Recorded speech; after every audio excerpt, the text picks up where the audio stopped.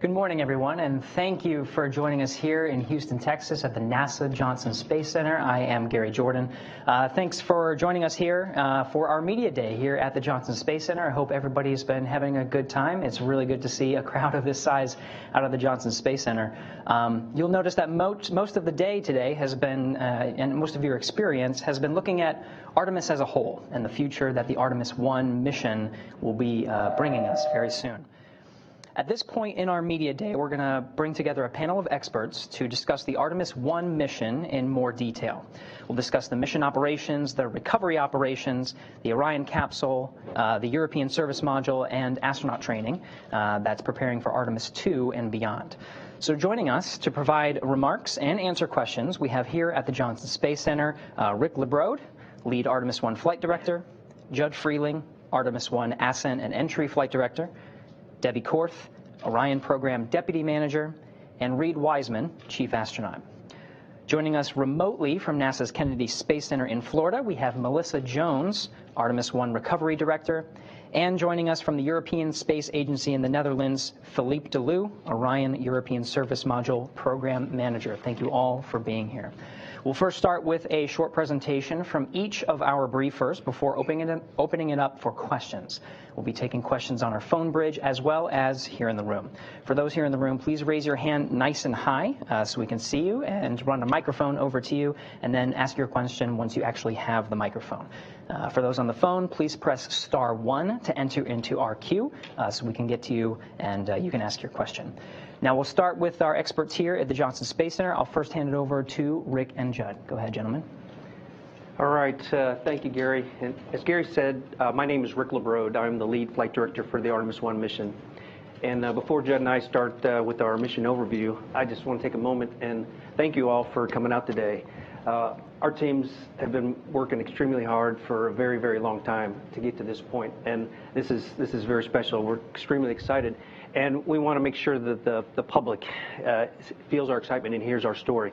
And we realize that we rely completely on you all to do that. So thank you so much for coming out today and showing interest in our mission. So we'll go ahead and pick up with an overview of the mission. I'm going to hand over to Judd to start the first part. All right, good morning, everybody. Let's see, Artemis 1, our first planned launch attempt will be August 29th with planned splashdown of October the 10th. Charlie Blackwell Thompson and her team at the Launch Control Center at Kennedy Space Center will hand over the vehicle once they launch that vehicle and unleash the 8.8 million pounds of thrust. We'll start our journey. If we could have the graphic there. Once we start the liftoff and the vehicle clears the tower, we'll start a roll program that will bring the Orion capsule to a heads-down position, much like we did in shuttle. About a minute into the flight, we'll experience our maximum dynamic pressure, and so the 4 core stage engines will throttle down for that period. Throttle back up, and then about 2 minutes into the flight, the solid rocket booster motor engines will expend their fuel, and they will detach from the core stage, splash down in the Pacific. The Atlantic. We continue on to another about 3.5 minutes or so. The service module panels will jettison along with the launch abort system, and those will expose the solar rays on the service module and the capsule of Orion, the command module. Continuing on further throughout the flight until about 8.5 minutes, where we will have main engine cutoff, and after main engine cutoff, we'll separate the core stage from the combined Orion and upper stage or interim control upper stage, interim propulsion control upper stage. That will continue on then to about 18 minutes MET, mission elapsed time. We'll deploy the Orion solar arrays to provide power to the batteries. That'll take about 12 minutes to deploy. We'll continue on to our first burn that is going to be performed by the upper stage. That's called the perigee raise maneuver. The core stage puts us in an orbit that's 16 nautical miles by 975 nautical mile orbit. So if we did nothing at that point to correct the perigee side or the small side, that 16 nautical mile orbit, the whole capsule would come back to the Earth, just like the core stage is going to do in the Pacific. We'll perform that perigee raise maneuver to 100 nautical miles at approximately 51 minutes into the mission. The whole time, the upper stage will be in control of the stack. In the interim, it'll be doing several maneuvers to get to a solar-friendly attitude for the Orion spacecraft, and it'll also do some roll maneuvers to make sure that the whole vehicle is thermally conditioned. Pressing on forward, once we have attained a safe orbit with the perigee raise maneuver, we'll continue on, and our final maneuver by the upper stage will be the translunar injection orbit maneuver by the upper stage. That will be at approximately an hour and 20-30 minutes into the flight. That'll be about an 18-minute burn, and will send us all the way to the moon, approximately 250,000 miles away. And once we completed the translunar injection maneuver and separate the upper stage from the Orion spacecraft, then my team will hand over to Rick, and he'll start the majority of the mission there. So Rick, you want to talk about that? All right. If we could go to the next chart, please. So there's really no time to catch our breath. We really hit the ground running. As you'll see on this first chart, after we separate from the upper stage, it actually does a disposal burn, which sends it on a trajectory to the moon, a heliocentric, which is it'll swing around the moon and then head towards the sun. And on its way to the moon, it actually will be deploying a handful of 10 CubeSats, their secondary payloads. We have no interaction with those secondary payloads. The only thing we're concerned with is their initial trajectories, where they're being deployed, so we can do an assessment on a potential recontact. Everything should go nominal when there's no concern, but we need to make sure that their trajectory is what we expect. So with that, I want to get away from this chart. Let's go to the next chart. We'll take off the ICPS piece of it. So I'm going to talk through a lot of this. You know, it's 42 days, and I'm going to try and do it in just a handful of minutes. So by all means, there'll be plenty of time to ask questions after we're all finished here. So I said we hit that first day, we hit the ground running. One of the first things we're going to do is we have to do a test of our guidance and navigation control system. There's a set of gains that are used and the way they fire the thrusters in our normal attitude control. And we need to make sure those gains are set such that we don't damage our solar arrays. So we're going to be doing that right after. That's one of the first things we do once we separate. And then we're also on that first day going to do the first of a handful of outboard trajectory correction burns. And this very first one, we're going to actually be checking out the orbital maneuvering system. It's the big engine that we'll be using. We want to check that out because that's the big burn. That's the engine we're going to use when we do the big burn on the outbound powered flyby as we go by the moon. And I'll talk about that a little bit shortly.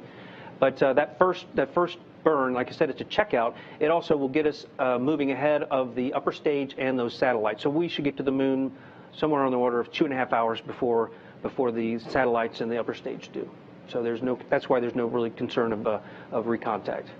So on our way to the moon, like I said, we'll be doing a series of these outbound trajectory corrections. They're very small, or at least they're designed to be small. If we end up having dispersions because a burn didn't go as planned, then we'll make it up in a subsequent burn. I think we have 4 of those on the way to the moon, and those all set us up for what I said is the outbound powered flyby.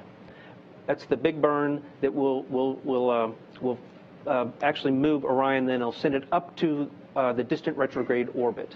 So when we do that burn and we go by the moon, we're going to be about 60 miles off the surface of the moon. It's going to be spectacular. We'll be holding our breath, but yeah. And to that note, when that burn actually executes, Orion will be on the other side of the moon, and we won't have time with it. So we'll be praying and holding our breath, but confident that all will go well. So after that burn, like I said, it sends us up to the distant retrograde orbit. A couple days after that burn, we will do what we call an insertion burn. It's a distant retrograde orbit insertion. We'll also use that big engine, the OMS engine, to enter the distant retrograde orbit. And then once we're in the distant retrograde orbit, we're going to spend a little over 2 weeks there. You've heard us talk about long class missions and short class missions. The only difference in those two types of missions are the length of stay in the distant retrograde orbit. For a short class mission, we just do a half a lap, and then we head back towards the moon. For the long class, we do a full lap and a half, and it's a little over 2 weeks. While we're in the distant retrograde orbit, we'll be doing what we call orbit maintenance burns. They're small burns just to keep our orbit in sync. We'll do that over the course of the next 2 weeks, and then we'll do what we call a distant retrograde departure burn. It's another large burn that uses the OMS engine, and that'll send us back to the moon. And on our way back, now we're doing what we call return trajectory corrections, RTCs, and we'll do a series of those all the way back to Earth. So we have a couple of those. Then that sets us up for the return power flyby. That is our most critical burn of the mission. If something happens with that one and we don't execute it, then it's a loss of the Orion capsule. We have to do that one. But we plan accordingly. We have down mode capabilities, and we can talk about that if you have questions. But so we do the RPF, which actually sets up the entry interface. That's the area where when we enter the atmosphere several days later, and sets up our splashdown off the coast of California. On the return trip back to the Earth, we do a series of these correction burns that I talked about, and it's all to make sure that we hit that entry interface target as designed. And I've gone through the mission very quickly, just so you know. On those days where we're coasting the moon, we're doing a lot of activities. We're doing a lot of developmental flight test objectives to just basically test out the onboard systems. We're doing a public affairs outreach event every day where we maybe maneuver, do a selfie of Orion with the moon in the background or the Earth in the background. On some days we're going to try and catch the Earth rise. That's a spectacular image. There's a couple milestones throughout the mission where we actually enter the sphere of influence of the lunar, where the lunar gravity really starts taking effect. That's a milestone that we'll try to capture in a public affairs imagery. When we get to the point where we're actually the furthest away that any human-rated spacecraft's ever been, further than any of the Apollo vehicles went, we want to capture that in a public affairs event. So we'll be busy the whole mission. I went over it really quick, but yeah. So once we get back to Earth, we do RTC 6, which sets up that entry interface, and then I hand it back to Judd to take you through the rest of the mission. Thanks, Rick. Yeah, as Rick mentioned, that return power flyby maneuver is essentially our deorbit burn. That's way back at the moon. It's about a week before we enter the Earth's atmosphere. So once about 20 minutes before we enter the Earth's atmosphere, the entry interface, we'll separate. You can go to the slide there that we have. Next slide. We'll separate the command module from the service module. And once we perform that, we'll get into the proper orientation. We'll put the command module in the proper orientation for entry. We'll do a little bit of a set burn after the command module and service module separation. That's to shallow out the angle that the command module is entering. So it's just provides a little bit more separation from the service module, which is going to dispose in the Pacific Ocean. We'll start our entry interface, and we're actually doing what's called a skip entry profile.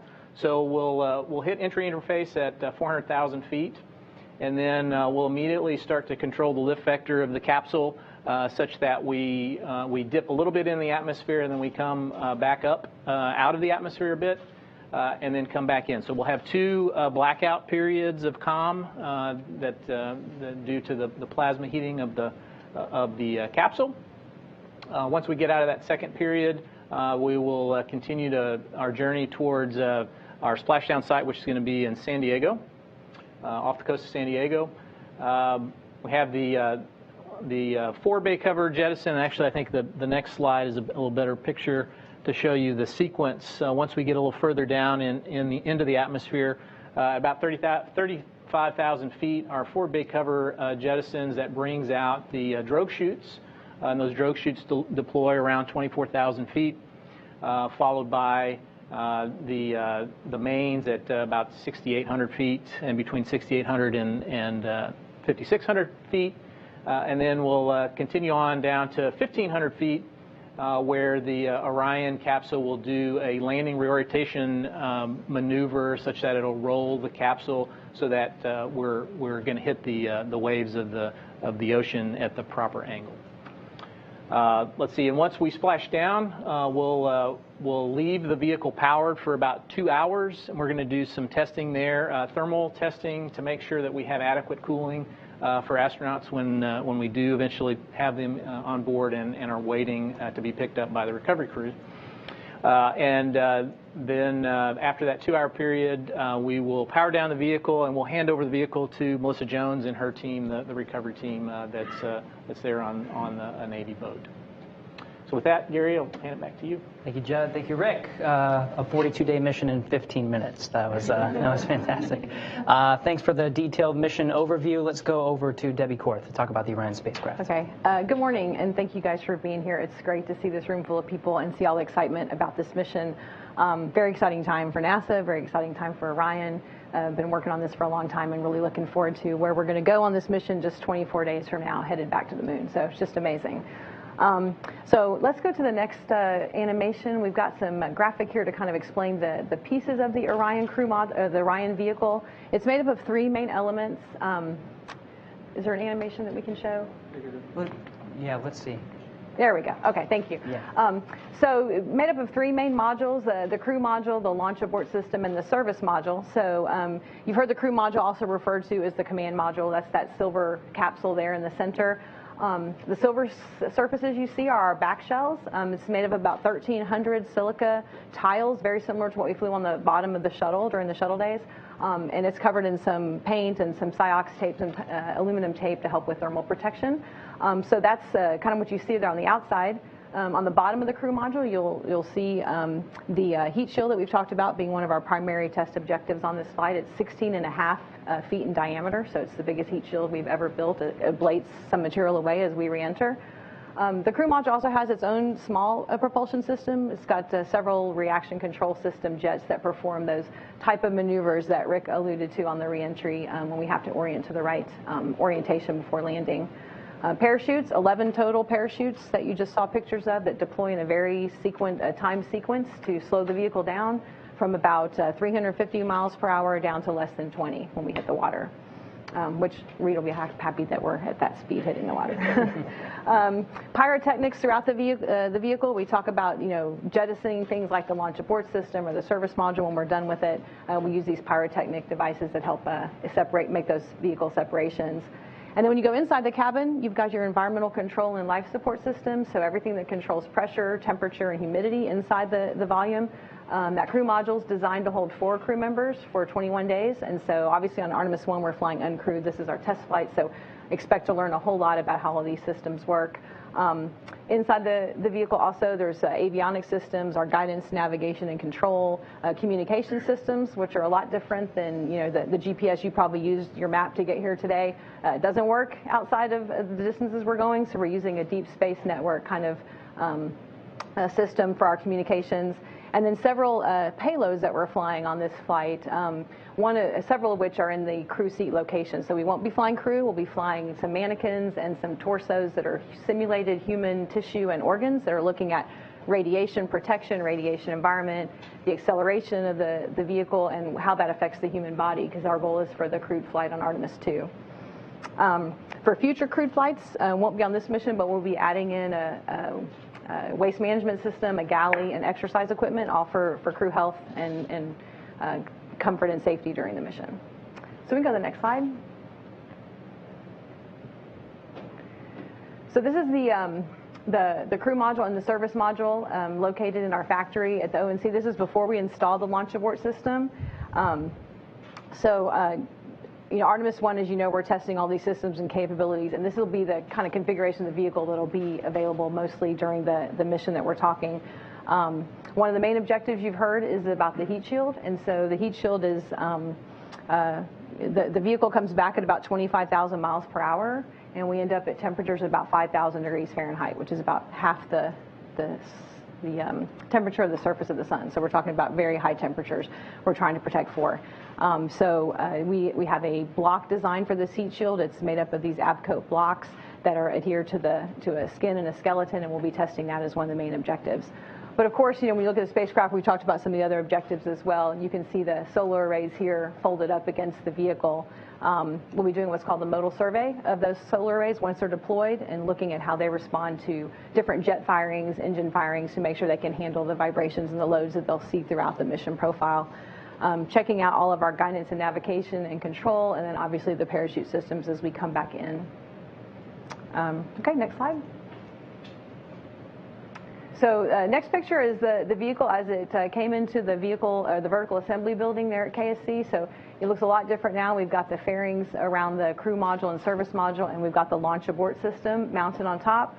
So the launch abort system, I didn't talk about that previously. It's designed to pull the crew capsule away in case there is an emergency on either the launch pad or during the ascent phase. So it's made up of 3 solid rocket motors. The first is the abort motor, and that's what actually pulls the crew member away. Very powerful. It goes from 0 to 400 miles per hour in 2 seconds. So talking very quick, really trying to outrun an SLS that might be having an issue during launch. At the top of the last system is the attitude control motor, and that's what's used once it is separated from the hazardous event. It steers the crew module away and allows it to get to a safe location. And then finally the jettison motor, which would jettison the launch abort system from the crew module. So on Artemis 1, that jettison motor is the only active motor. We don't plan on using the other functions. This is a non-crew flight, so we didn't put those motors on the vehicle. But the jettison motor is the one that works every flight. So it's either, eventually you take the last off, whether you're in a nominal flight or in an emergency situation. Okay, I think we can, let's see. We can go to the next slide. So this is a picture of us rolling out to the pad for one of the wet dress rehearsals. Before we got to this point, every component, every system, every module on this spacecraft has been thoroughly tested. We've done over 48 engine tests between the aux engines and the main engine that we talked about to make sure we have a robust propulsion system. That parachute system that we showed, 25 different drop tests that we did, chunking capsules and lawn darts out the back of military aircraft, making sure that we can handle every parameter, things like chutes out or different wind conditions, wave conditions, looking at all of that through that test program. Literally thousands of hours of avionics and software testing in the laboratories here at JSC and at Denver, where our Lockheed Martin prime contractor is located. And then we took the entire spacecraft to a thermal vacuum chamber up at Glenn Research Center, the Armstrong Test Facility, and it spent over 47 days in that chamber, just really wringing it out, testing every aspect of the temperatures that we'll see, the vacuum, the pressures, acoustics, and so really have spent a lot of time testing this at the component and module level. If you've been following Artemis for a while, you also know we did 3 flight tests. We've done 2 complete flight tests of our launch abort system. So one was a pad abort 1, which was looking at performance from a pad escape, and one was the ascent abort 2, which was looking at it during that very dynamic phase of the ascent. And then finally we had our exploration flight test 1 that happened a few years ago that tested out most of the crew module systems, and obviously we've added things today, and then we've also added our service module. Okay, I think we can go to the next slide. So here we are on the pad. This is the last picture we took before we rolled back into the VAB, and I just love this photo. It gives me chills to see this moon in the background, our destination sort of calling to us. Just a huge amount of collaboration, testing, and energy and effort that's gone into putting this together. We've had over, I'd say 3,000 to 4,000 suppliers in every state of the United States. So really just a huge effort across our country. Also have a very strong partnership with our Europeans on the European service module. So didn't talk a lot about the service module. Our Philippe Delou, who's the manager of the service module program, is online, so I'll be handing over to him to let him talk through the details there. But we're rolling out on the 18th and just looking forward to this flight and everything that we'll be learning from it. So Philippe, if you'd like to talk through the service module, that would be great. Thanks. Yes, thank you, Debbie. So we also at the European Space Agency are very excited about this upcoming mission, which will be, let's see, coming with, after 10 years, we started this program.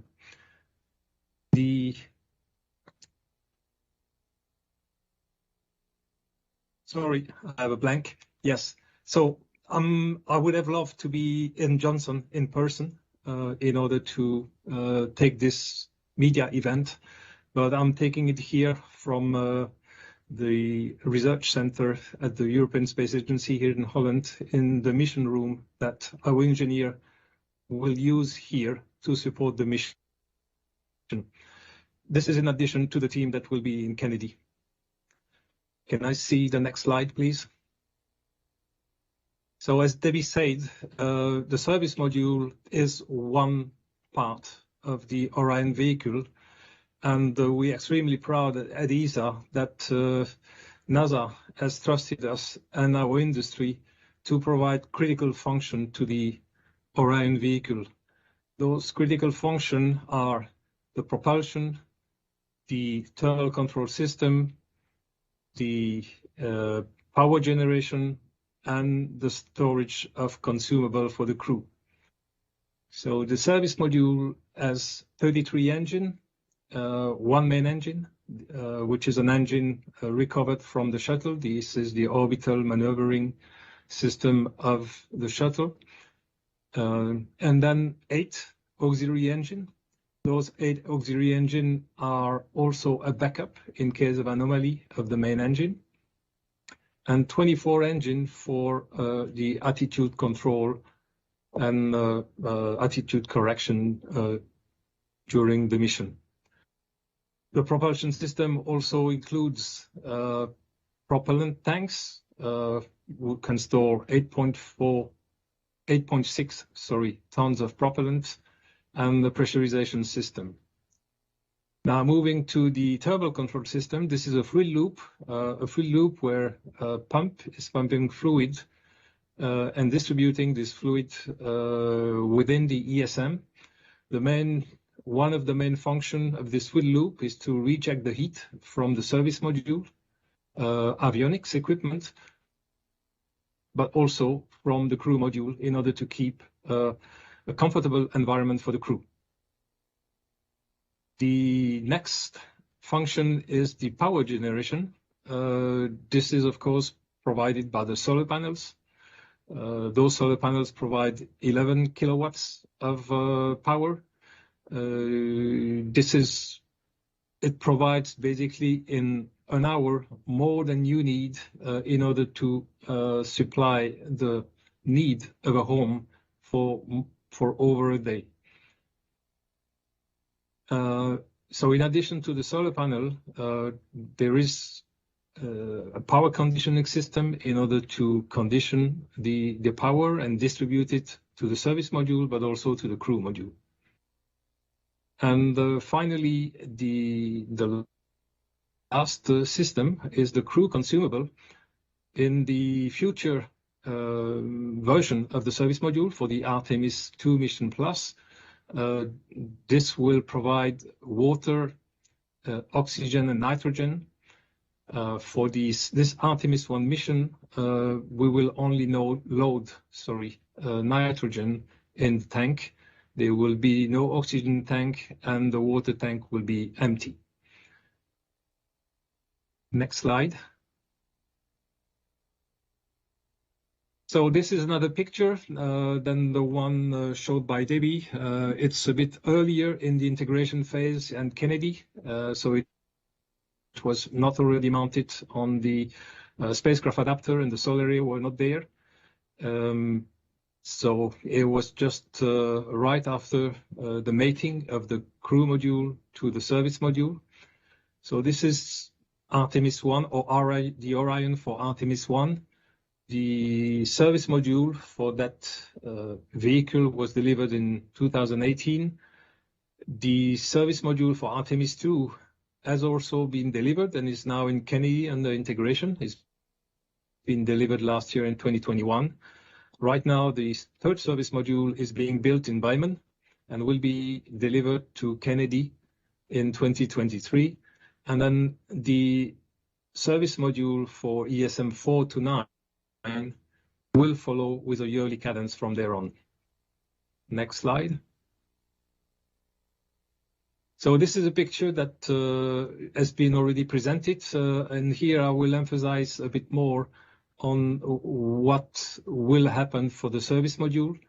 I will not insist on the propulsion. I think the propulsion has already been very well described by my predecessor.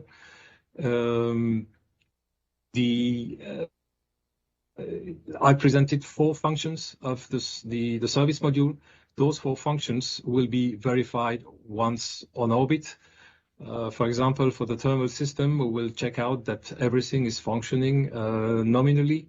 We will also verify that our prediction of the thermal behavior of the vehicle is as expected, or whether there are things that we did not predict properly and will need to adapt or correct to validate our prediction.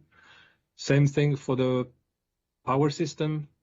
One feature which is unusual on the spacecraft is that the solar array has 2 gimbal axes. So not only you can track the sun by rotating the solar array on their axis, which is usually what other spacecraft do, but also you can cant the solar array forward and backwards. And this is needed for 2 reasons.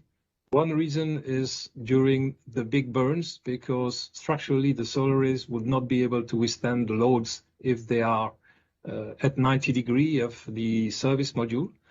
But second, it allows to have a better tracking of the sun when the vehicle needs to have a specific attitude, for instance, when the vehicle will be approaching the gateway. Also, as I told you, we will have nitrogen on board, and the reason why we will have nitrogen on board is because there is a major verification to be made, is that in case of a accidental depress of the crew module for any reason, we want to check that we are able to repress the vehicle with nitrogen that is stored on the service module. And yes, once we've completed the mission, the service module will separate and unfortunately will burn in re-entry in the atmosphere and will fall in small pieces of dust in the South Pacific Ocean. And that concludes my presentation, my short presentation of the service module, the European service module. And now I will hand over to Gary. Thank you very much, Philippe, and to Debbie as well for giving us insight into the Orion spacecraft and the European service module. So we've taken a look at the mission profile, we've taken a look at the spacecraft. Let's now go over to Melissa Jones over at the Kennedy Space Center to take a look at recovery operations. Melissa. Thank you. Hello, everyone. It's my pleasure today to be here to talk to you about the recovery operations that we're going to do in order to recover this Artemis 1 Orion capsule. For the past several years, the team based here at Kennedy Space Center have been working with the U.S. Navy to create, refine, and practice our recovery operations to get the capsule back when it lands for Artemis 1. Just last fall, we completed our final test called Underway Recovery Test 9 aboard the USS Martha, and that certified us to do these recovery operations. These recovery tests allow us to experience life aboard a Navy vessel for 6 to 8 days as we are practicing with a full-size Orion mock-up. And we practice over and over again what will happen on splash day to refine how we work with the capsule and integrate with the Navy. We have a decades-long partnership NASA does with the Navy, as I'm sure you know from our time with Apollo, recovering human spaceflight missions, and this Artemis program will just build on that experience that we have with them.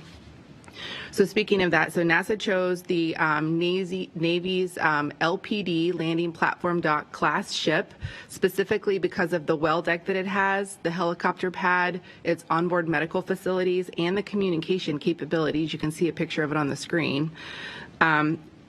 This class of ship also provides us the communication assets that we need to communicate back with the flight control team at JSC. You heard Judd talk about it earlier. So on recovery day, we will be in communication with his team, listening for burns as they happen and information that will allow us to know what are we going to get when the capsule lands from a health and status perspective.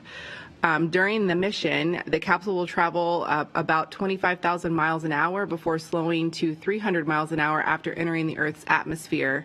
And when the parachutes deploy, we're expecting it to slow to about 20 miles an hour before it glides into the Pacific, where we'll go get it.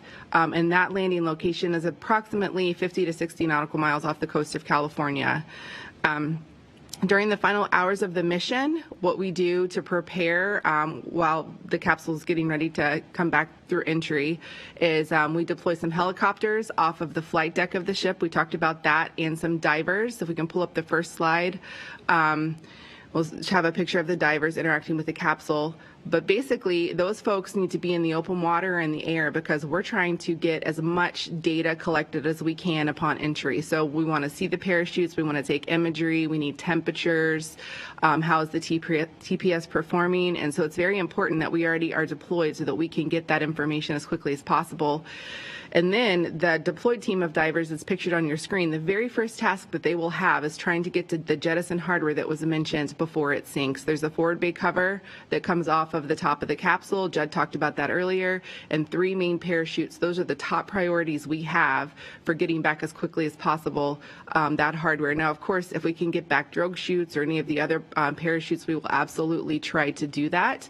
But those are our priorities. And while that's happening, there will be some tests happening on the Orion vehicle that were mentioned for cooling and other things. So we let that capsule sit powered up for a while we're focusing on jettison hardware. And so you can see once we're ready to recover the capsule, the divers will approach the capsule, which is in the picture that you're looking at. They will attach something called a pony collar, which is that colorful black and yellow and red and orange collar around it. And that allows us to attach lines to the capsule so that we can tow the capsule into the back of the ship, into what's called the well deck. So if you want to go to the next picture.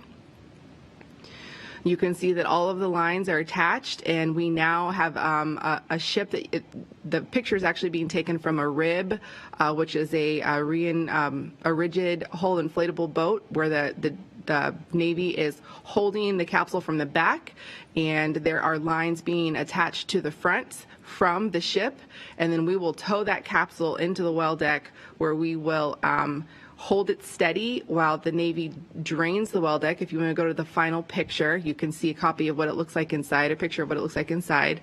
And you can see there's a lot of water in the well deck. We flood it. The Navy floods it. They drop the stern gate, pump a bunch of water in there. That allows us to pull the capsule in. And then in the front corner of the screen, you can see the yellow there. That's underwater, but that's the Orion Recovery Cradle Assembly.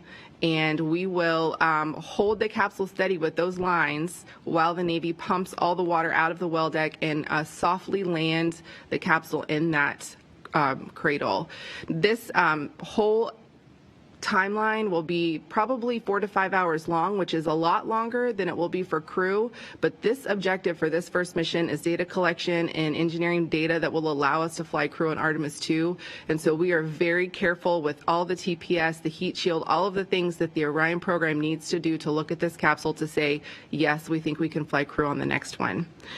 I think that's probably enough data for now. I'm sure we'll get into some more details during the question and answer period. I'm going to hand it back over to Houston at this time.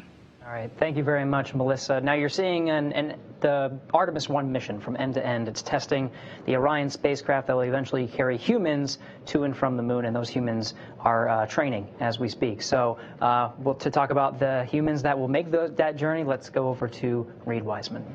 Hey, thanks, Gary. Thanks to everybody. This is unbelievably exciting to look at the Artemis 1 mission in so much detail.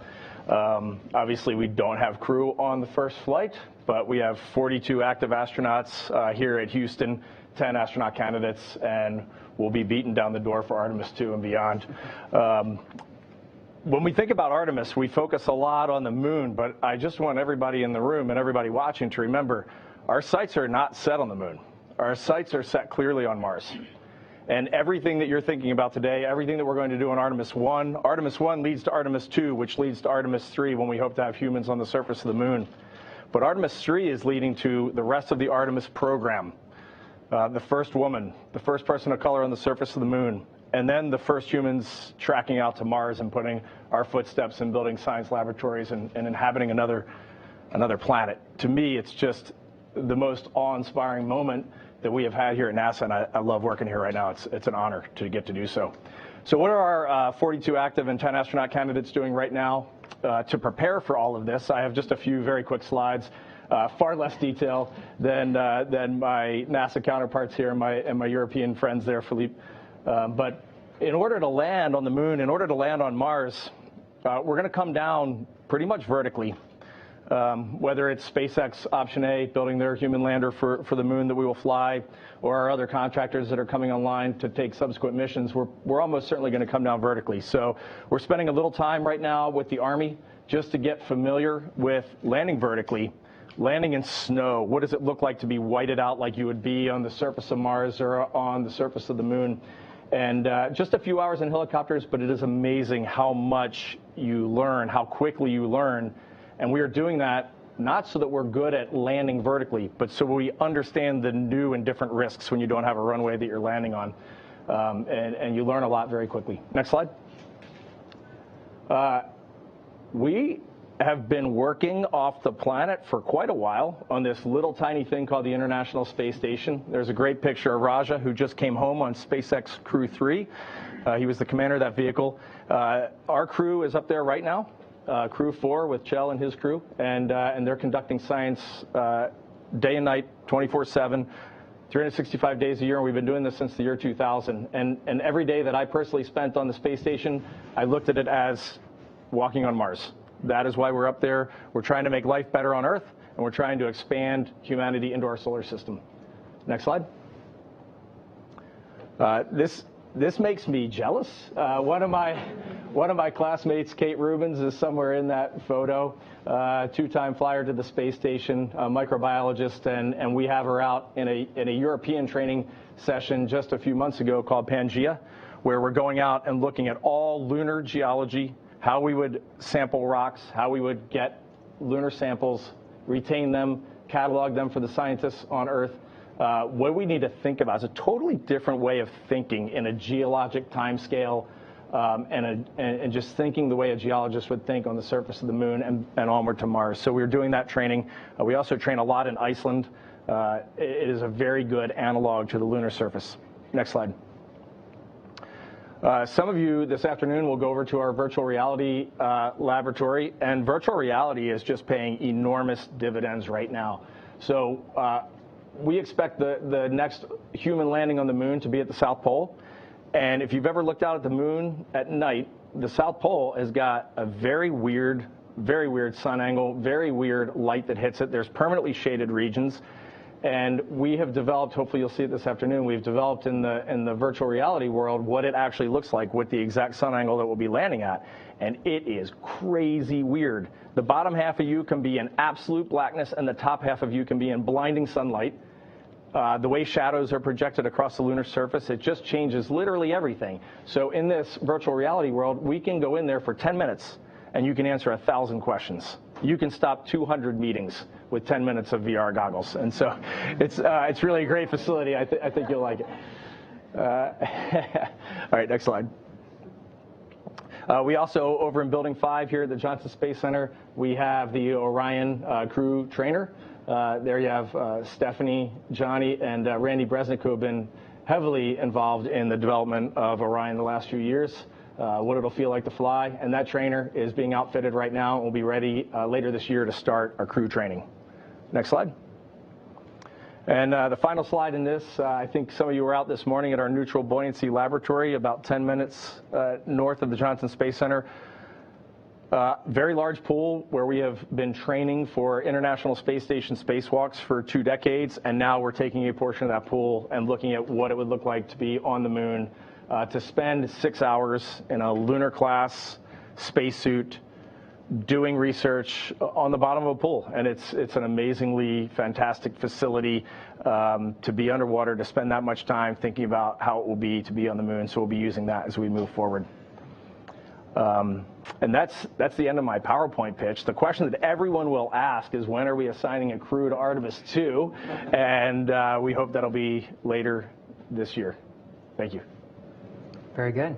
All right, thanks to all of our briefers for the very detailed overview of the Artemis 1 mission and what we are doing for the future to build upon Artemis and going to the moon and to Mars. So we're extending our time for the briefing to give us about 45 minutes for questions. So we'll spend some time taking some questions here in the room, and then of course on our phone bridge.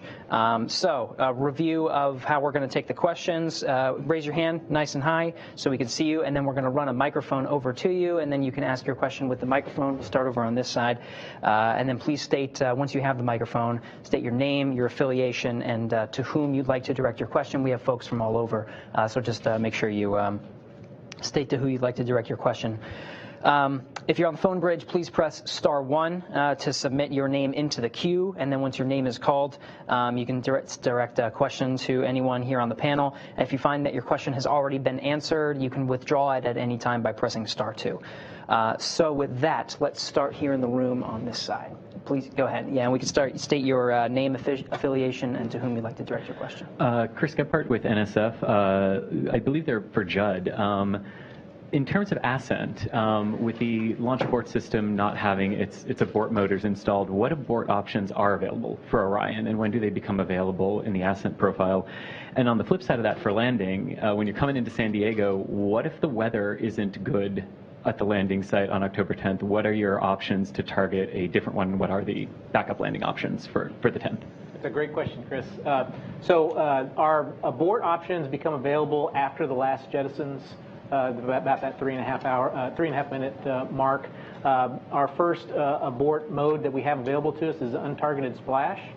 So that would be where we'd separate and splash down somewhere in the Atlantic Ocean. We also have an overlap between that untargeted abort splash mode and then an abort once around option. That's about 7.5 minutes or so into the flight where we have that overlap. And the abort once around would take the capsule and put us off the coast of California in the Pacific. Additionally, we have, once the solar arrays are deployed, after about that 18 plus 12 minute mark, we have available to us, should something go wrong with the upper stage, we have the option to abort to orbit. So we'll do an orbit. Obviously, we wouldn't be going to the moon in that fact.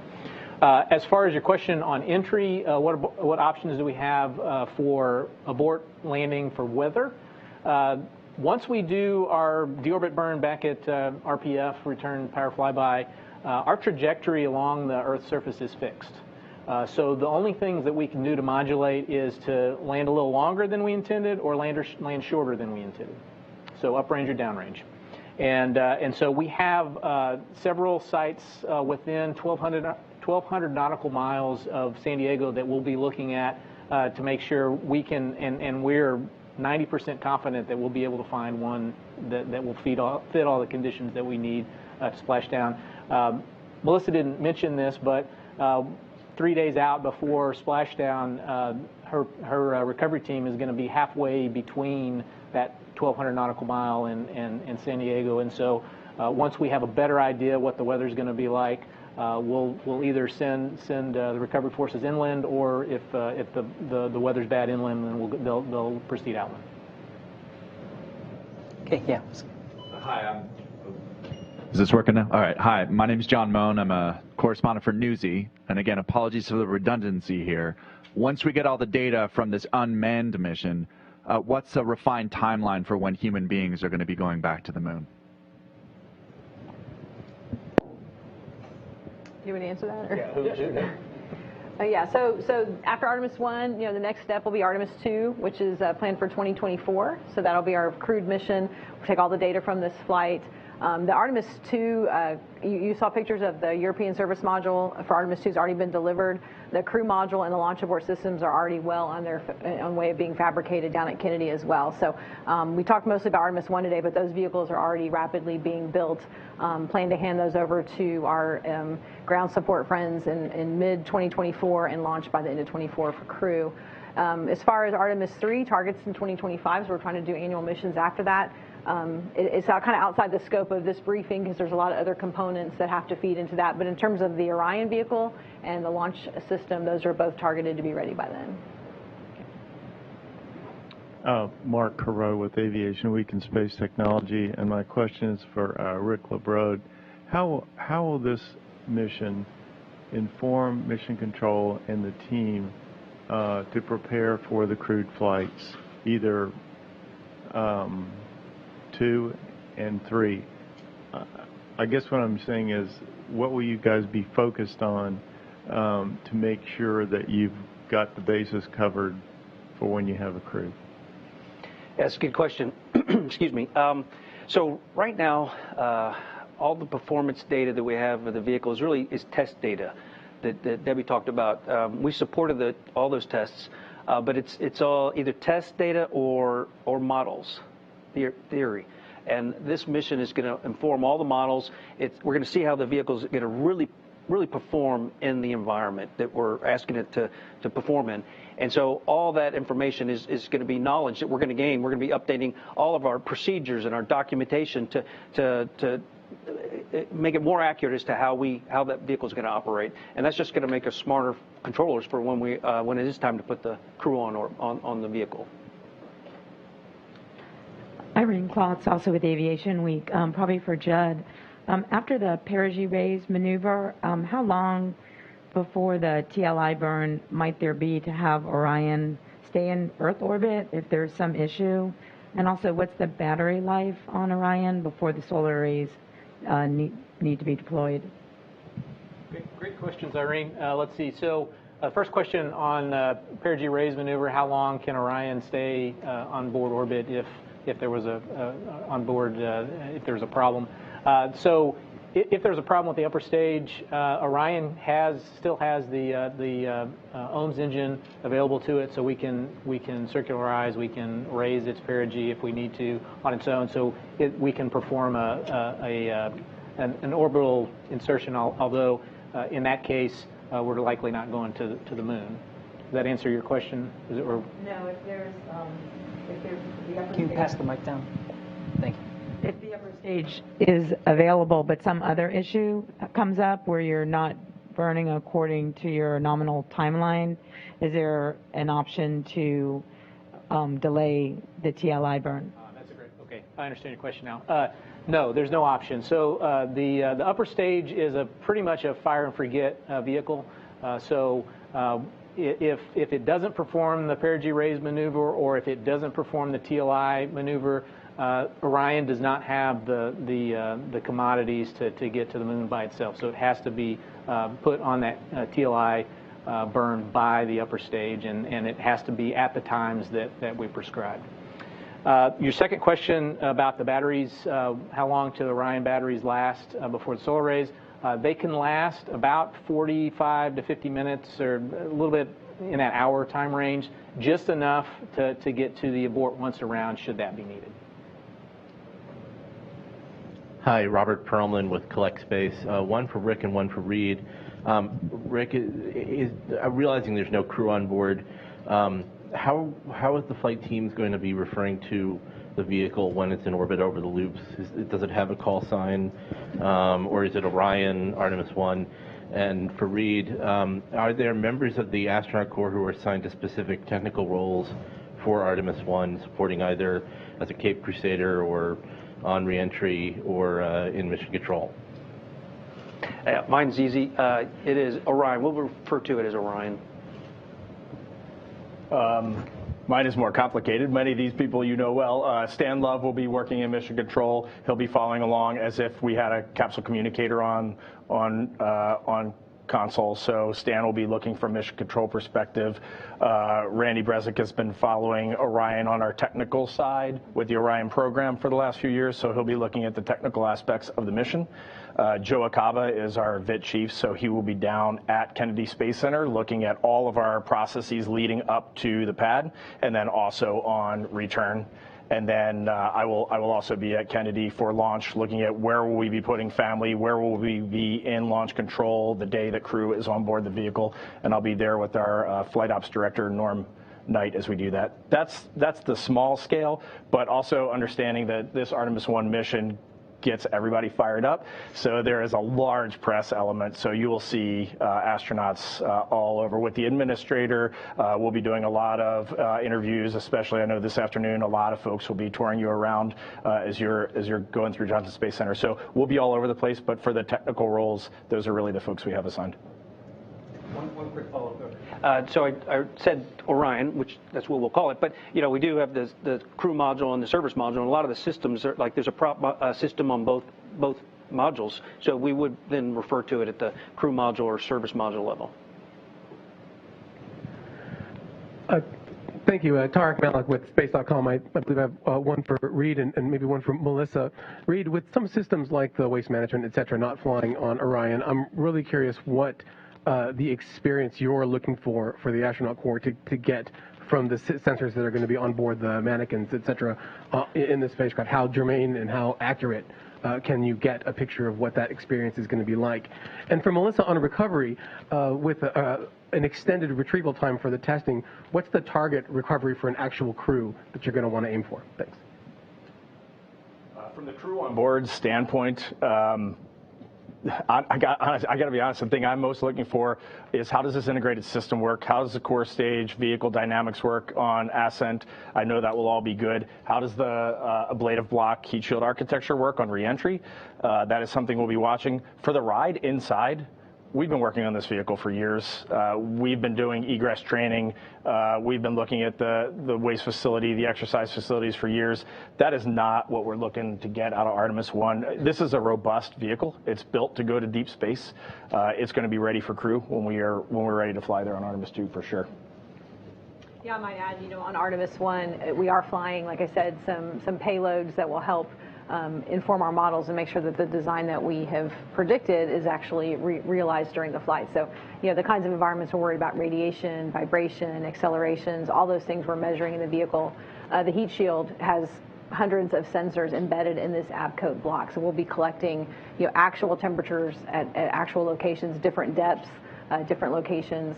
Same thing with the landing loads. We've got sensors that are picking that up. So really, I think, in terms of crew protection and crew occupancy, it's really about validating the design so that we're ready. These other systems like waste management, galleys, exercise, we do have a lot of those capabilities to test on the ground. We have crew over all the time testing out those facilities.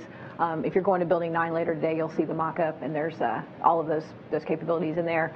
As well as the vehicle that we're building up now for Artemis 2 already has the waste management system has been installed for a year. So we and in terms of that one specifically, that same waste management system has been flown to space station. So Reed mentioned about a lot of the stuff we do on space station informing our data. We use that as a test bed all the time to prove out the things like fluid dynamics you really want to test in zero gravity, right? So the waste management system's on board today.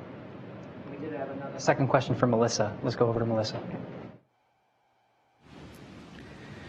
Hi, that was a great question. So our requirements for getting crew to medbay is 2 hours. I will tell you that our estimates think that we can beat that pretty significantly. We think we're looking at about 80 minutes. I will tell you that, however, the capsule that you saw in the picture that we showed you does not have an interior, and the trainer that we're using to refine those egress procedures with the DoD and timing is almost finished. It's actually going through final stages of verification and validation.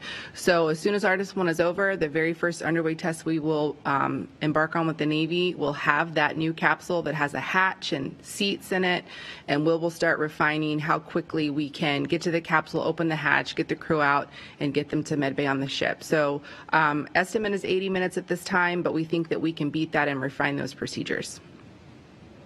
Excellent. Let's go back in the room. Gina Sinceri, ABC News. I think this is for you, Rick. If you launch at 8:33 a.m., it's a 42-day mission. If your launch slips in that window, how does the mission duration change and why? Okay. Actually, the mission duration doesn't change at all. It'll force our team to do a lot of replanning, but for the most part, the mission is identical. That's the beautiful thing about allowing for a 2-hour launch window. It gives us flexibility for the launch teams to successfully launch, and we can still execute the same mission. The primary burns may slide on the order of minutes, but pretty much the mission will be the exact same. Add on to that. So the reason that it's the same duration is every launch day we're targeting the same point in space for TLI, translunar injection, and so when we move through that window, we're just changing the angle at which the rocket is approaching that TLI, and actually that TLI is moving westwardly, throughout that window. So we're changing the angle at which we're approaching. At risk of getting way out over my skis. So we're gonna roll here. We have 3 launch attempts, right? We've got the 29th, I think the 2nd and the 5th. But I think this is a really important point. We're flying this vehicle as a test flight. We do not know everything. We've modeled everything. We've evaluated everything. We've tested everything we can test on the ground. But it's a whole different ballgame when you roll to the pad and you go to get off of that pad. So there's a very solid chance we go for the 29th, and we don't make the 29th. And there's a chance we don't make the 2nd or the 5th. And in that case, then we're going to roll back to the VAB, we're going to reset a few systems, and we're going to go back out. That next set of 3 launch attempts, we do go to the shorter class 22, I think, day mission. So just keep in mind, there's a lot of unknowns still out there. So yeah, so just to make sure it's clear, so the 29th, the 2nd, and the 5th, they're all long class. They're going to all be 40-plus day missions. But if we roll back and then we go into the next launch period, then we start off. It's generally the first part of the launch window, which is several weeks, is a short class, and then we transition to a long class. Go ahead. Hi, was this? Okay. Bill Harwood, CBS News. I just want to follow up on those last ones. We've all been told the 29th, 2nd, and 5th. Charlie Blackwell Thompson said last week, or earlier this week, if you roll out on the 18th, she said you get 2 attempts. Explain what's going on there. I don't understand the flight termination system, battery install. When does that clock, that 20-day clock, if it is a 20-day clock, when does the 20-day clock start ticking? And if you roll out on the 18th, what's your last opportunity to fly? In other words, do you really get all 3 of those opportunities or not? And a second question I'm squeezing in. I'm not standing in my driveway looking out at the moon. What are you guys showing me with your finger? What is the orientation of that orbit as I'm looking at the moon? Because Apollo, it's going around the moon, it's an eclipse, around the moon, eclipse. What is Orion doing in that distance? In order, as I look at the moon from Earth, try to visualize that as an eclipse. Sorry for too long. That's good. No, that's a great question. I'll take the first one. If the briefers can reiterate the question, we actually didn't capture that for TV, okay. So just a quick reiteration and then answer it. Thank you. The first question that Bill had was, what is the actual constraint on the flight termination system, and where does the 20 days that Charlie Blackwell Thompson talked about come from, and where does the clock start? So the clock starts during the processing in the VAB. That window starts when they install the FTFS batteries, they charge them up. That's when the certification period or the starts at 20 days. So I believe, and I'm not exactly sure the day that they're planning to do that, but that'll be around like the 16th or 17th, something like that. 20 days later, the range has told them that the batteries are only certified for 20 days, and so I think that puts you right after the 2nd, so like the 3rd or 4th, right there, not quite to the 5th. And so that's where, why she quoted 2 days attempts, right? Because the 20-day certification ends right on the edge of being able to pick up the 5th. I do know that they are in talks with the range, the Eastern Range, to try to extend that certification to a little bit longer than 20 days, hopefully to bring in a 3rd attempt, but those negotiations are still in work. As far as your second question, I don't know, Rick, you want to take that one? Sure. Your reference from standing on Earth watching it is very similar to what the Apollo trajectories looked like, in that it's in the Earth-Moon plane. So as we fly by the moon and do that outbound powered flyby, we'll be on the backside, and we'll lose comm with it, and then it just goes up, and we'll stay in that plane, and it's doing a big orbit around there. So when we do that big orbit, that first 6 days, we're going to have a loss of comm for on the order of 3 hours, because the moon is blocking the pathway to the Earth. So it's very similar to Apollo, just a lot farther. They would go in lunar orbit, and we're going to be at that just distant reach. Yeah, it all depends, but yes, probably. Hi guys, Tom Costello with NBC News. Thank you for a terrific briefing. Thank you very much. I had a couple of quick follow-ups.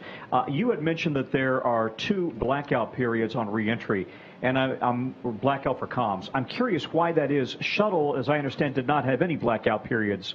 So what's changed? Is it the reentry position? Is it the speed? Why 2 blackout periods on reentry? And then the second one is, if there were to be a reason to abort on liftoff, any chance at all of aborting to the space station, or is that not possible at all? Thanks, Tom. Good questions. As far as the blackout period, the orientation of the antennas, that all has to do with why the shuttle didn't have the blackout. Originally, early on in the shuttle program, there were blackout periods until they were able to get antennas on top of the shuttle to look up at the teeter satellites. As far as the double blackout, it's just antenna orientation, and there's lots of plasma coming around. The vehicle. I believe the Soyuz is the same has the same issue, right? There's a period of time where there's blackout due to the plasma field. As far as your second question, no, there's not. It's not a possibility to abort to the space station. It's not even anywhere near the same orbit. Okay, so it's good. Okay, Joanna Pinkward from Polish Public Television. The question will be for Reed.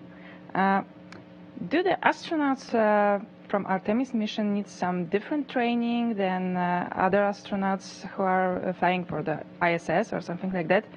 And how old are they? The way I look at it is, right now we have 42 active NASA astronauts here. Artemis is an international program, and we'll be flying colleagues from around Earth on this vehicle as we move forward. Right now, every one of our astronauts is eligible for an Artemis mission. So if you get assigned to a space station mission, you go into a space station training track. If you're assigned to an Artemis mission down the road, you'll go into a very specific Artemis training track. While we're not assigned to those missions, I personally want our astronauts to be as well-rounded as possible. Even though you may not walk on the moon, studying geology in Pangea helps you when you're on the space station looking down at our Earth, looking at the geologic processes that you get to see for 6 months or a year when you're looking down. And the thing you never get with robotic missions are these eyes and this brain. And we can think up some crazy things when we are left to be a little bit bored. It's just amazing what you get to think about on the space station for 6 months when you look down at our beautiful planet and watch it orbit the sun and see how it changes. So I say we're all the same until you get assigned a mission, and then you go into a specific training track. And for age, we have anywhere from late 20s all the way up to mid 60s. And as long as you are healthy, there is a tiny bit of medical testing on us. As long as you are healthy, then we're going to load you in a rocket and shoot you off the planet. And walk on the moon, and then onto Mars. Good morning, Jeff Faust of Space News. Artemis 1's flying the distant retrograde orbit, which is not an orbit that you're planning to use for future Artemis missions. I wonder if you can talk about some of the benefits and trade-offs of flying DRO versus the near rectilinear halo orbit that you're going to be using for Artemis 3 and beyond. And also the difference between the short and the long class missions. Are there mission objectives that you would be able to achieve with a long class mission that you would not be able to achieve with a short class mission because of less time in the DRO? I'll take a shot at that one. So I'm very focused on the Artemis 1 mission, so I don't have a lot of knowledge about the other Artemis missions. But I think the knowledge we'll gain from getting to the moon and getting back, how we're going to build trajectories and burn plans to do that. And that's exactly what we're going to use once we get to the moon in order to get into these specific orbits around the moon. So Artemis 1, albeit it's very different from as you alluded to, we'll still gain all the knowledge for how this vehicle is going to operate as far as the burn plans and targeting these special burns that put us in these different orbits once we get to the moon. For your second question regarding the difference between the short class and long class, actually we will be able to accomplish all of our mission objectives on a short class mission. They'll be closer together, but we will be able to accomplish all of them, even on a 26 to 28 day mission. The challenges we have to deal with is we have thermal constraints where we can go out of attitude to do some of these activities. But once you go out of attitude, you're limited to 3 hours, and then once you come back into attitude, you have to be tail to sun for 10 hours to get the thermal recovery before you go off and do another one. So to plan all these activities, these events, to ensure that we can meet all the objectives, it's a very tightly choreographed timeline to ensure that we meet all the thermal constraints. But we've built timelines for the short class missions, and we can meet all our objectives.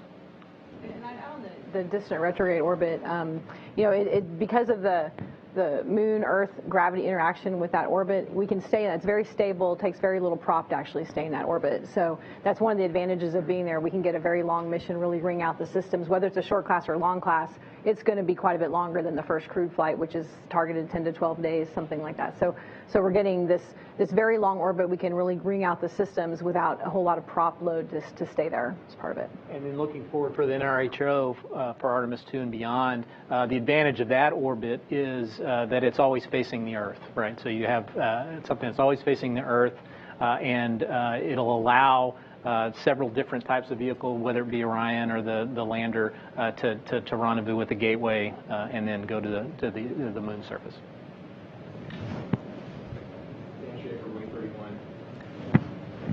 Check. There you go. Dan Schaefer, Way 31 in Huntsville. This is a follow-up for Reed on the astronauts. So you've culled 40-odd astronauts now down to about 10 who want to fly on these first couple of crewed missions. How did you do that? Oh, we have definitely not done that. So we have 42 active astronauts, and then earlier this year, some of you folks were here, we announced our latest class of astronaut candidates with 10 Americans from across our country, all walks of life, to join our Corps, and they're in their initial training right now. When they graduate in about 18 months, then they'll come into the 42 active astronauts with us. Right now, we are we have not made any flight assignments. We have not necked down who is going to do what missions at this point in time. We want to watch Artemis 1, and then we want to make the right smart decision when we assign 2, and then eventually 3 and beyond. Thank you so much. Roseanne Aragon with KPRC. Thank you so much for making time for us. I have 2 questions. The first is for Reed. We know the Apollo generation is watching, and this means so much to them. What is your message to those who worked on the Apollo program and how their expertise contributed to what you're working on today? What I would say to them is thank you. That Apollo generation landed humans on the moon at a period where I truly look back and think it was impossible. And then that technology, the very Johnson Space Center that we're sitting at right now, is a legacy of the Apollo era. But I don't think about that when I think about Apollo. When I think about Apollo, I think about every kid that watched that landing and wanted to work in mission control, that wanted to be an astronaut, that wanted to be a doctor, that wanted to be a school teacher. Like, the impact of what Apollo did was not putting Neil Armstrong and Buzz Aldrin on the moon. It was changing the way we look at STEM completely. There is nothing that motivates someone more than doing. And that is what Apollo did, and that is what Artemis is going to do. We are going out there, and we are going to do this. And that way, you really energize everyone. My second question is more of a technical question. I see a lot of big mission objectives here: testing the guidance and navigation control, seeing how the orbital maneuvering system does, making sure you nail the return power flyby. What is your margin of error, especially considering some of these things have never been done to this capacity at all? What's your margin of error, and what does success look like if not all of your objectives is met? Okay, well, the margin of error is small, but those trajectory correction maneuvers that I'm talking about, they are going to ensure that when we fly by the moon, we're at the right altitude and we don't run into it. And I talked about the burns. We assign a criticality to them. So a non-critical burn is one, if we didn't execute it, no harm, no foul, we can pick it up, we can make it up later. Then we have mandatory burns, where if you don't execute that burn, then you lose a mission objective. A good example would be the outbound powered flyby. So if we didn't do that, then we wouldn't be able to get up to the DRO and do the DRO mission. We'll still safely bring the Orion back, but we won't be able to accomplish all of our mission objectives. And then the last category is the critical burn. That's the return power flyby, and that's the one, if we don't execute it, then it's a loss of the vehicle. So the margin of error is small, but we have opportunity to make sure that we make all the right corrections to make sure that we target our outbound powered flyby and our return powered flyby. So confident that we'll be able to execute the trajectories as necessary to, as long as the vehicle performs the way it's designed, we're going to get the mission accomplished. And I would add to that, I mean, this is a test flight. So we're also finding where the margins are, right? We're finding where the conservatism in the analysis that we've been previously done. And so in many respects, we're continuing to learn, right? And so we'll find where those margins are. Hi, I'm Cooper Heim with Singularity and Everyday Astronaut. Apollo had Hasselblad as the camera on the moon, and I'm curious to know, does Artemis have a camera? Actually, Artemis has a lot of cameras. Debbie probably could talk better to the internal ones, but on each of the solar array wings, we have a GoPro that's wireless, has a wireless link to the crew module, and we'll be taking imagery a lot throughout the entire mission, and we'll be transferring that imagery from the GoPro camera down to the. We have camera controllers internal to see them, and then we'll be bringing those down to the Earth. But there's internal cameras also that I don't know the make of those. Do you know? Yeah, I don't know the make. There are several cameras inside the crew module, and actually there's a technology demonstration payload being flown called Callisto. You can read about if you haven't already. It's a collaboration with Alexa. And actually, so you'll have a camera on board. You'll be seeing, from the vantage point of a crew member sitting in a seat. And actually, participants can interact with that. If you have Alexa at home, you can ask questions. Where's Artemis today? Where's Orion today? What's happening on the mission today? So there are various camera views, both externally. Some of that's imagery you want to capture for post-flight analysis. Did things perform the way we want, or did that solar array deploy and lock into place? So definitely, the cameras external help us during the mission if we start seeing data that looks like an anomaly. But then a whole bunch of video inside too as well for just see what's going on. Is that the same for whenever they go down to the moon? Will that be mostly GoPro? Will that be a red? Will that be good question. Those are Artemis 3 related, so I wouldn't be able to get to the answer today. I'm sure Gary can get you some information on what's happening on those. Mm-hmm. I might sneak a cell phone. They're pretty good cameras. Yeah. Thank you. Sure. Over here, Daniel Alfonso from The Independent. A lot of people ask questions about numbers and mathematics and specifics, and I want to talk about the human aspect. This is the very first time that we see an African-American, a woman getting into the moon. Diana Trujillo from Colombia being the flight director. Astronauts from Ecuador origin, from Salvador, from Puerto Rico. How important was for NASA to send that message out there? That this was like driving into diversity and inclusion, all of you guys. That will be absolutely a priority. I mean, it's something we think about every day. And so, this mission to me, professionally, I'm very excited and proud, but I also personally, I have 3 kids, 2 of which are daughters. And so when I talk to them about, we're going to send a woman to the moon, they can't even understand but there hasn't been one. So they grow up in an environment where things are just so much more diverse and inclusive. So absolutely, to me, from a professional, but also from a very personal standpoint, I think it's a huge, huge deal that we've made this a very big focus of this mission for both women and people of color. Yeah. Absolutely. That's our job at NASA, is to do the things that are difficult and to do the things that are right and to motivate our base, which is our youth. And right now, our country is a diverse and extremely rich country, and we want our astronaut corps to look. We want every kid in America to look at our poster and say, "Oh, I see myself in that. I grew up poor, or I grew up in this state, or I grew up with this type of family. I can do that someday." And it's really important for all of us to stand together as we go and do this.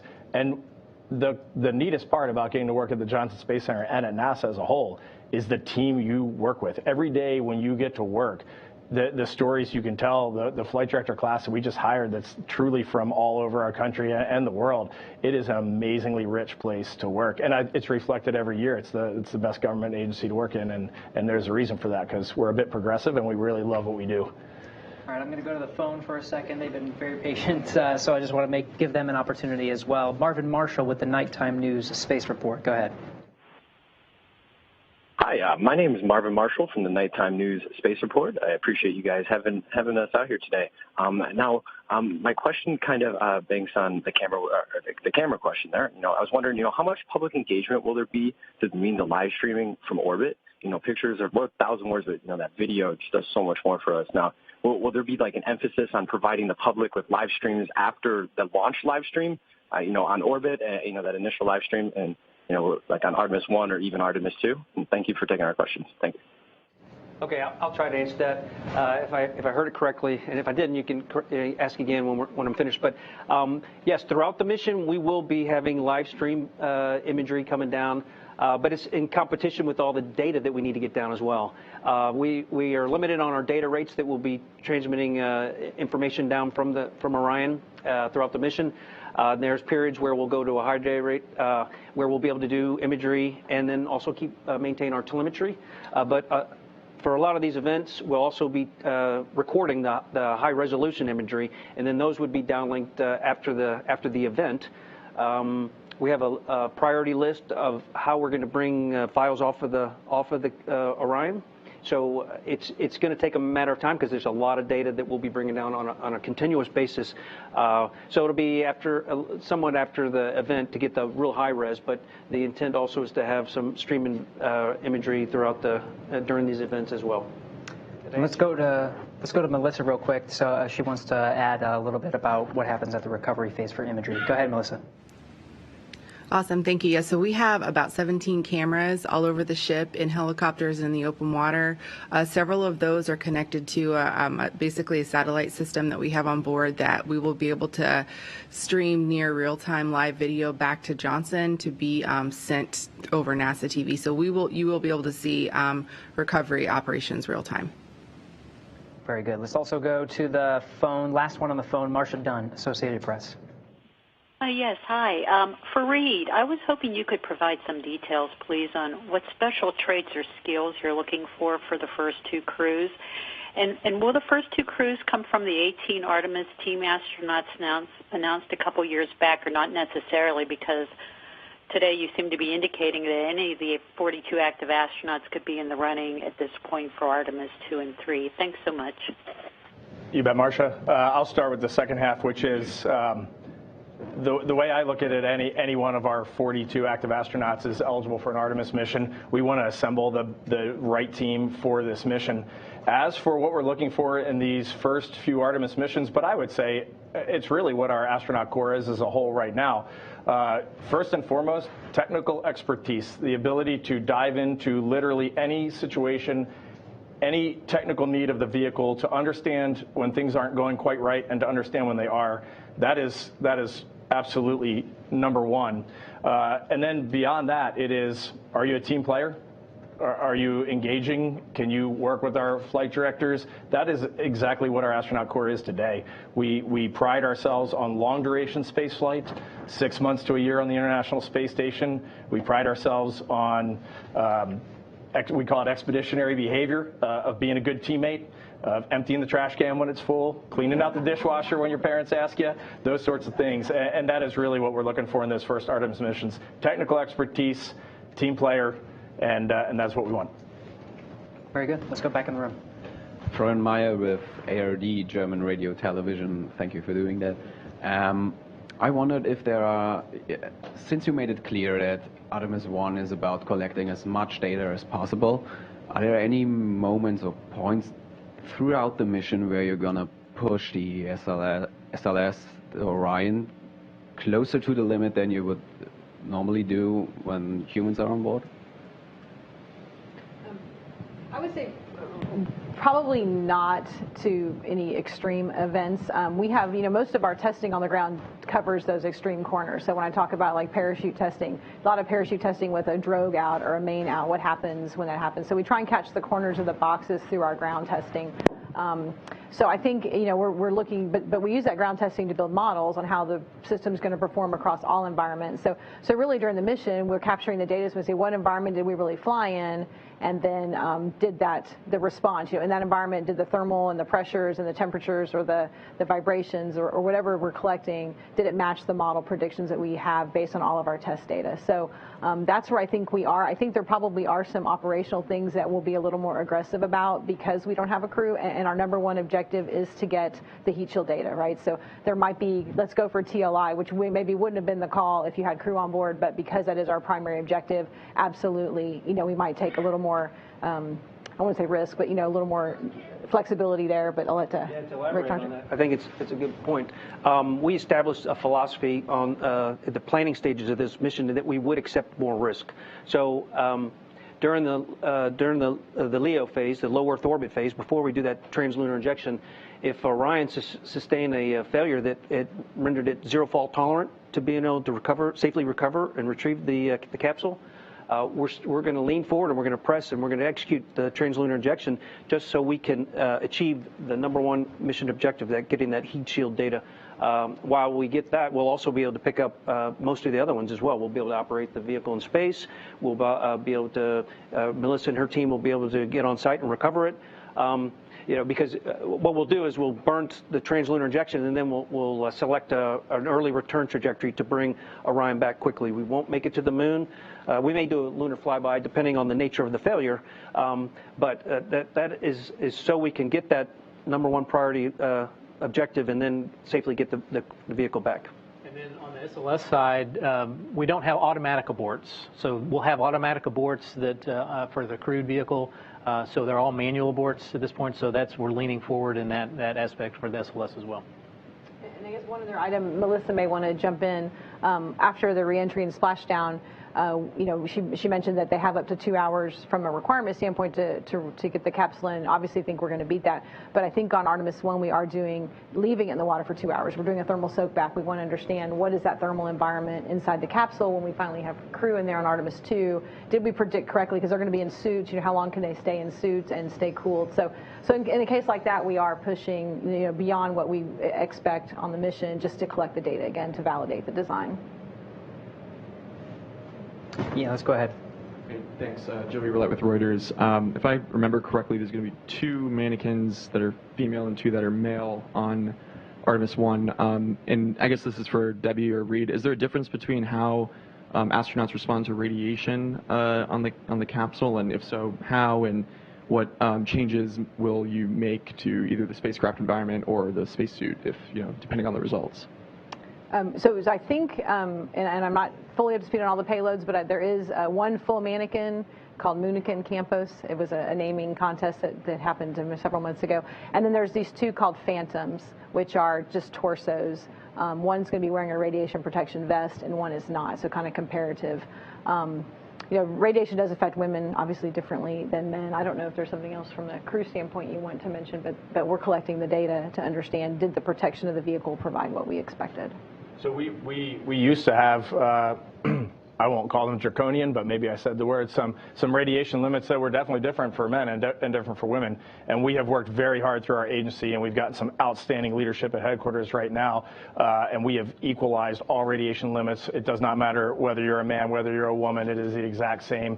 And our end goal is, the United States of America is half men, half women. Well, space should be at least that. And so if we cannot make these spacecraft equitable and we can't fly any type of person on them, then we need to look at our systems and reevaluate. So from where we stand, there's absolutely no difference. All right, last question. Yeah, Scott Johnson with Spaceflight Insider. I think the rollout is about 13 days away, and then hopefully we have a launch in about 24 days. Are there currently any issues being worked on the vehicle and the VAB that would affect either of those 2 dates? I can speak from a Orion perspective. The answer is no. We are ready to go. The vehicle's powered down. I think today we're closing the hatches in a couple of days. to prepare for rollout. When it gets out to the pad, the hatches are opened again for some other late load items. But from a Orion standpoint, we have some minor what they call non-conformances when we process the vehicle at Kennedy. But it's things like touching up little paint or things here. So nothing right now on our list that's holding us up. We just completed our JSC Center Director pre-FRR pre-flight readiness review yesterday and successfully passed that. So we're good to go. I can't speak for the rocket. I don't know if you guys have more. I'm not aware of any issues on the rocket that they're working at this time. And we'll go to Melissa to talk recovery ops. Hey, I was just going to comment on the question. I am here at Kennedy. I do share a wall with Cliff, who is the one who's getting us ready to roll out. I could tell you that we, at this time, are not working any showstoppers. I can't give you any technical details on any of the nonconformance we have, but we're looking pretty good right now for holding both of those dates. Excellent. All right, that'll wrap up our time for questions. Thank you all for submitting your questions into our briefers, for taking the time to do a detailed brief of the Artemis 1 mission. You can follow more about the mission on nasa.gov/Artemis-1. All these charts that you saw during today's briefing will be available online, so we can point you in the direction if you're interested in those. Thanks again for joining us. That'll wrap up today's briefing.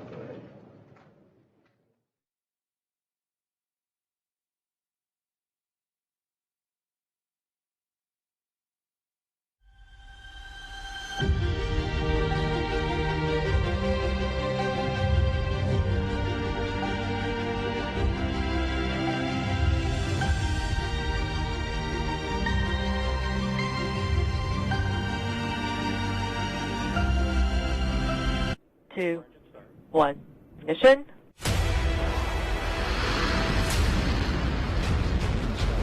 And liftoff. Copy, 1 Alpha. Vehicle pushing downrange. Trajectory nominal.